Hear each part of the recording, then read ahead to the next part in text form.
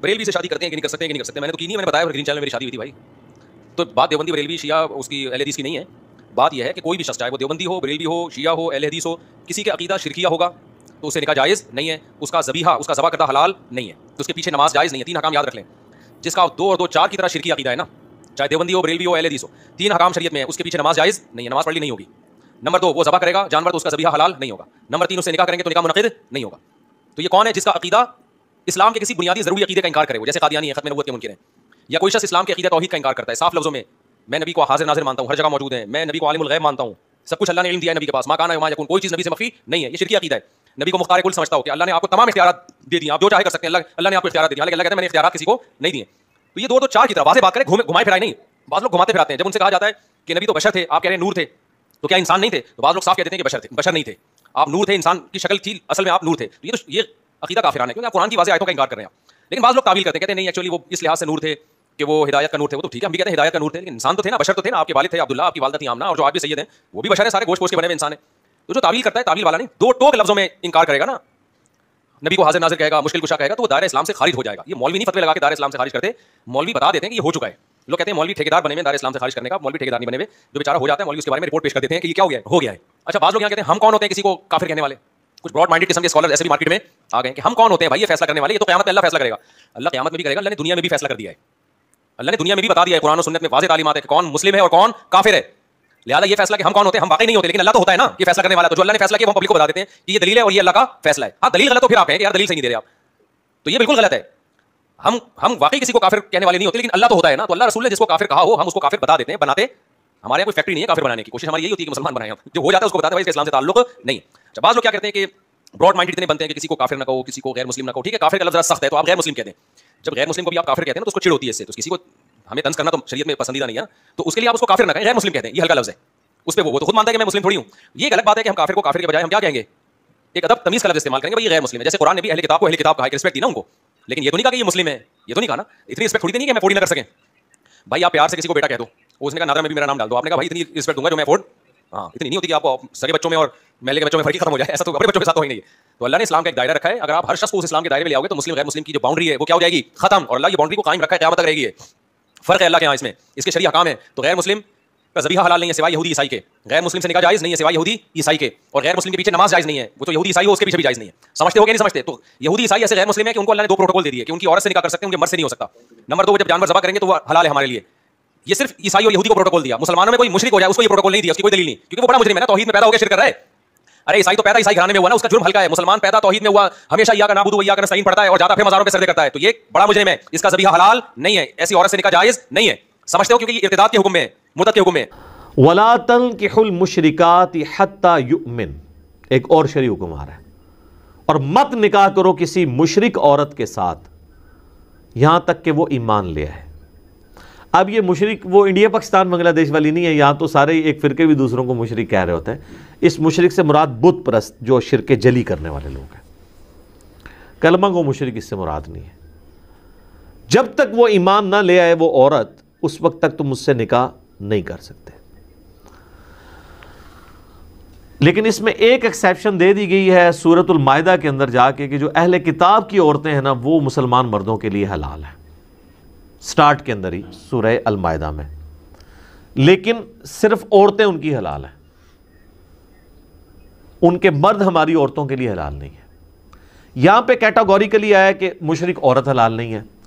صحیح بخاری میں آتا ہے کہ عبداللہ بن عمر کا ایک تفرد تھا کہ وہ یہ مانتے تھے کہ یہ جو آیت ہے نا کہ مشرک عورت سے نکاح نہیں ہو سکتا, اس کیٹیگری میں یہود و نصارہ بھی فال کرتے ہیں. اور وہ کہتے تھے کہ اس سے بڑا شرک کیا ہوگا کہ کوئی شخص حضرت عیسیٰ کو اللہ کا بیٹا کہے, تو میں تو نہیں سمجھتا کہ ایسی عورت کے ساتھ نکاح حلال ہو. لیکن باقی سارے صحابہ کہتے تھے کہ اگر یہی کیٹیگرائزیشن اس اعتبار سے نہ کرنی ہوتی تو سورۃ المائدہ جو بالکل اینڈ میں نازل ہوئی اس میں کیوں اہل کتاب کی عورتوں کے ساتھ نکاح کی اجازت دی گئی ہے, جبکہ سورۃ المائدہ ہی میں سب سے زیادہ یہود و نصارہ کا شرک کھول کے بیان کیا گیا ہے, باقی کسی صورت میں نہیں ہے. لقد کفر الذین قالوا ان اللہ هو المسیح ابن مریم, بے شک وہ لوگ کفر کر رہے ہیں جو کہہ رہے ہیں کہ عیسیٰ ہی اللہ ہے. یہ سورۃ المائدہ کی آیت نمبر 72 ہے. پھر آگے چل کے سورۃ المائدہ کی آیت نمبر 75 میں آیا لقد کفر الذین قالوا ان اللہ ثالث ثلاثہ۔ وہ لوگ بھی کافر ہیں جو کہتے ہیں کہ حضرت عیسیٰ اور حضرت مریم اس زمانے میں اور آج ہولی گوسٹ اور اللہ تعالیٰ یہ تین خدا ہیں، یعنی اللہ تین خداؤں میں سے ایک ہے، ٹھیک ہے۔ تو جو سورۃ المائدہ یہود و نصارہ کے خصوصاً کرسچنز کے شرک کو کھول کے بیان کر رہی ہے، وہ کیوں شروع میں اہل کتاب کی عورتوں کے ساتھ نکاح کو حلال قرار دے رہی ہے؟ اس لیے کہ اہل کتاب جو ہیں وہ آسمانی مذہب کے ماننے والے ہیں، ان میں ریلیکسیشن دی گئی۔ تو صحابہ کرام نے عبداللہ بن عمر کا یہ انڈیویجول فتویٰ قبول نہیں کیا۔ اجماع صحابہ اسی پہ ہے کہ جو یہود و نصارہ کی عورتیں ہیں ان کے ساتھ نکاح حلال ہے۔ اب میرا ایک معصومانہ سوال ہے، کیا یہود و نصارہ کی عورت ہمارے مسلمان جو فرقے ہیں ان کی عورتوں سے بہتر ہے؟ یہود و نصارہ کی جو عورتیں ہیں وہ تو نبی علیہ السلام کو سرے سے پیغمبر ہی نہیں ماننی، یہ صحیح ہے نا؟ اور ہمارے مسلمان فرقوں کی عورتیں نبی علیہ السلام کو پیغمبر مان رہی ہیں، ان کے لیے جان دینے کے لیے تیار ہے۔ رہا شرک، تو یہود و نصارہ کی عورتوں کا شرک زیادہ جلی ہے مسلمان عورتوں سے، اس اعتبار سے کہ مسلمان عورتوں میں اگر کہیں پہ شرک پایا جاتا ہے تو وہ شرک جلی نہیں، خدا کی ذات میں کسی کو وہ شریک نہیں کرتی۔ وہ یہ نہیں کہتی کہ نبی صلی اللہ علیہ وسلم اللہ کے بیٹے ہیں، نعوذ باللہ، یا نبی علیہ السلام کی عبادت بھی ہو سکتی ہے، آپ کو سجدہ بھی ہو سکتا ہے، یہ کوئی تھکڑ سے تھکڑ مسلمان بھی آپ کو نہیں کہے گا۔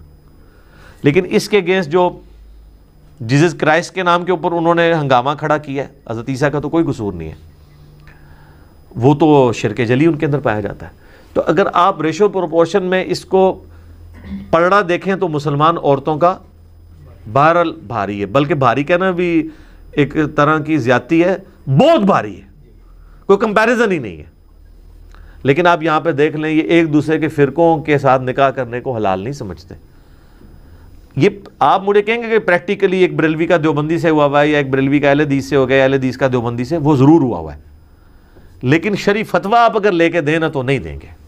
اسی تو آئے دن آپ دیکھتے ہیں سوال آ رہا ہوتا ہے سنی شیعہ کا نکاح ہو جاتا ہے، یہ کیوں سوال پیدا ہوتا ہے؟ اسی لیے پیدا ہو رہا ہوتا ہے، وہ نکاح جائز نہیں سمجھتے۔ اچھا میں آپ کو بتاؤں، یہ سارے معاملات ان 100 سالوں کے، اگر آپ پرانے بزرگوں کو پڑھیں نا، سید نصیر حسین دہلوی رحمہ اللہ تعالی، جو یعنی اہل حدیث کی آپ سمجھ لیں کہ ماں ہے سب کانٹیننٹ کے اندر ہے، اس اعتبار سے ان سے بڑا کوئی عالم نہیں۔ جس طرح احمد صاحب بریلوی صاحب بریلویوں کے لیے ہے نا، اور اشرف علی تھانوی صاحب یا قاسم نوتوی صاحب دیوبندیوں کے لیے، اہل حدیث کے لیے جو سب کانٹیننٹ میں سب سے بڑے بزرگ ہیں سید نذیر حسین دہلوی ہیں۔ اس وقت جتنے بڑے بڑے علماء ہیں نا، سارے یا ان کے شاگردوں کے شاگردوں کے شاگرد ہیں یا ان کے شاگردوں کے شاگرد ہیں۔ ان کے باقاعدہ فتاویٰ موجود ہیں کہ سنی شیعہ کا نکاح درست ہے، اور ہم نے وہ پی ڈی ایف میں شیئر بھی کروائے تھے گروپس کے اندر۔ اس زمانے میں لوگ دیکھیں کتنی ٹالرنس رکھتے تھے، حالانکہ ان کے سامنے وہ سارے عقائد نہیں تھے، اور یہ وہ لوگ ہیں جو شیعہ کے خلاف باقاعدہ کتابیں لکھتے تھے، فتوے لکھتے تھے علمی اختلاف کے، لیکن کہتے تھے نکاح جائز ہے۔ اور وہ اس لیے کہہ رہے ہوتے تھے کہ وہ کہتے تھے قرآن تو آسمانی مذاہب کا احترام کرتا ہے، تو ہم اپنے جو ایک ریلیجن کے ماننے والے مختلف سکول آف تھاٹ میں احترام نہیں ایک دوسرے کا کر سکتے۔ تو یہ ٹالرنس یعنی ان لوگوں میں موجود تھی۔ تو یہاں پہ کہا گیا کہ مشرک عورت سے آپ کا نکاح نہیں ہو سکتا۔ اس مشرک سے مراد بت پرست، کافر، نبی علیہ السلام کو نہ ماننے والی، آسمانی کسی مذہب کو نہ ماننے والی، یعنی آج کی ڈیٹ میں آپ کہہ سکتے ہیں بدھسٹ، ہندو، ایتھیسٹ، یہ سب کے سب وہ لوگ، یہود و نصارہ اس کیٹیگری میں فال نہیں کریں گے۔ وَلَا أَمَةٌ مُؤْمِنَةٌ خَيْرٌ مِّن مُشْرِكَةٍ، اور ایک ایمان والی لونڈی جو ہے نا وہ مشرک آزاد عورت سے بہتر ہے۔ وَلَوْ أَعْجَبَتْكُمْ، اگرچہ اس کا حسن تمہیں بھائے۔ یعنی یہ اس زمانے میں جب لونڈیوں کا سسٹم تھا، ظاہر لونڈی کے ساتھ نکاح تو آسان ہوتا تھا نا، اس کو آزاد کر دیں یا خرید لیں، خرید کے آزاد کر دیں تو نکاح کر لیں آپ۔ آزاد عورت کے تو نخرے ہی بہت تھے۔